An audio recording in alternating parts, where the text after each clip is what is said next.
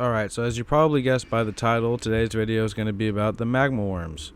The sad, crawling imitations of dragons that began as humans and the occasional troll that partook in the Dragon Communion. So the cult of the Dragon Communion is an ancient religion that predates the current world state, the Erd Tree and all that.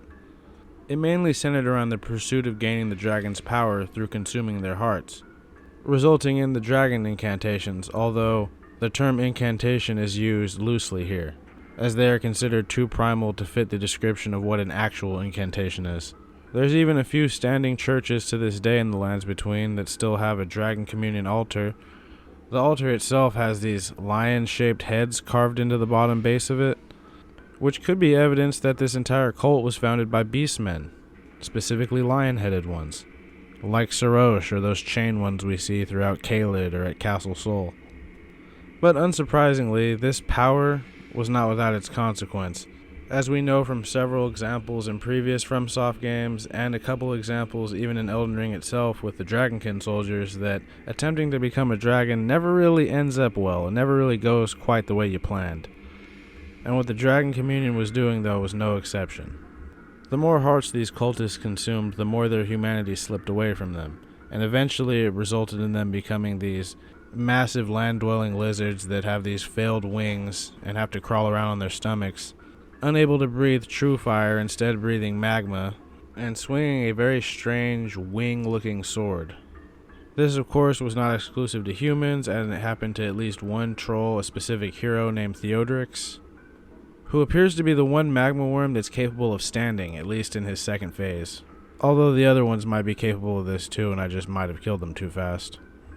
Now, it's unknown why this happened, but a lot of item descriptions suggest it has something to do with the grave transgression of stealing a dragon's power through consuming its hearts. It was probably considered an act of blasphemy, and the association with magma leads me to believe there has to be some connection with the serpent cult of Mount Gelmir, and surely enough, there's even at least one magma worm at the bottom of Volcano Manor, which is located at the center of the volcano.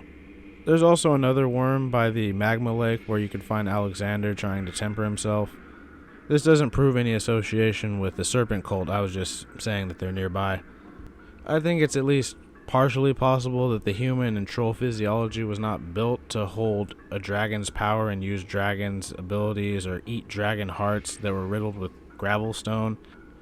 It's possible that the mixture of gravelstone and dragon heart is what turned them into magma worms. I mean, dragon's hearts are probably contain some innate fire, and they're riddled with these gravelstones, which are rock, and fire and rock turns into magma, which would explain why they turn into these magma worms, at least kinda. It's still a somewhat better explanation than, oh, they broke the rules so they must pay the price. I think it's more likely that since the religion was founded so long ago that their methods were so primitive, and they never really adapted them or modernized them as the time went on, because I imagine this religion was shunned or hated in some way. Although we do know at least one hero of the war against the giants partook in the communion, and that was, of course, the previously mentioned Theodorix.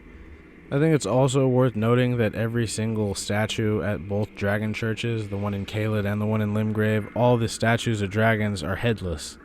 So this could indicate that that's, what the church was about, beheading the dragons and taking their hearts, and making armor sets out of whatever was left over, including a cape made out of a wing.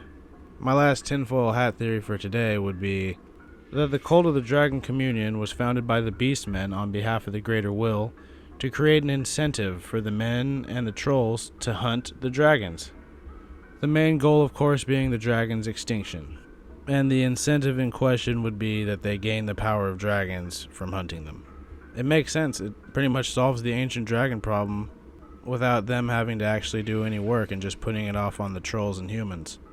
Of course, the war with the ancient dragons ended when Godwyn befriended, I believe, Lanisax or Fortisax, or possibly both. I know they were sisters. So when this happened, all surviving ancient dragons were supposedly welcomed into the fold with open arms. I mean, Leyndell knights use thunder incantations that they definitely learned from the dragons, so apparently the long-standing beef between humans and dragons was buried by Godwyn the Golden. So what would this mean for the dragon-killing cult? Well, the participants were now considered heretical, and they were pretty much just left to their fates of eventually becoming magma worms. But the beastmen who may or may not have created the cult were turned into what amounts to be the dragon's servants. At least that's what it looks like in Farum Azula. And if there's any truth to my theory, I think it's a pretty fitting and poetic end for the beastmen to wind up as servants of these beings that they created a cult to destroy. They appear to be occupying the same subservient role to the dragons as the snake men from Archdragon Peak in Dark Souls 3. Not quite slaves, but loyal servants and priests who have grown to worship the dragons over the years. And even worse is that it's not like it was their idea. They were almost certainly told to do this by the greater will. I mean, again, I could be wrong. This could have just been the beastmen acting on their own accord. There's so little knowledge when it comes to what was going on with them that, who knows? The dragons probably just wanted to live in Farum Azula. It makes sense being a sky city and all.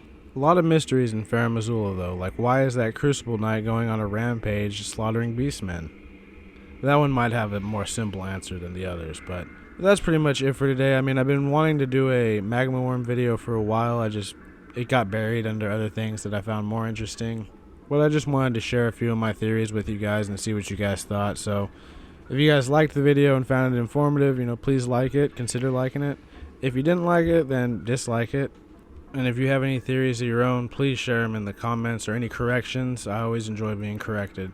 Or anything to add that I might have missed. That's really a big one for me, as I tend to miss shit.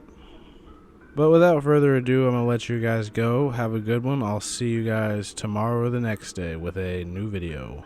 Peace.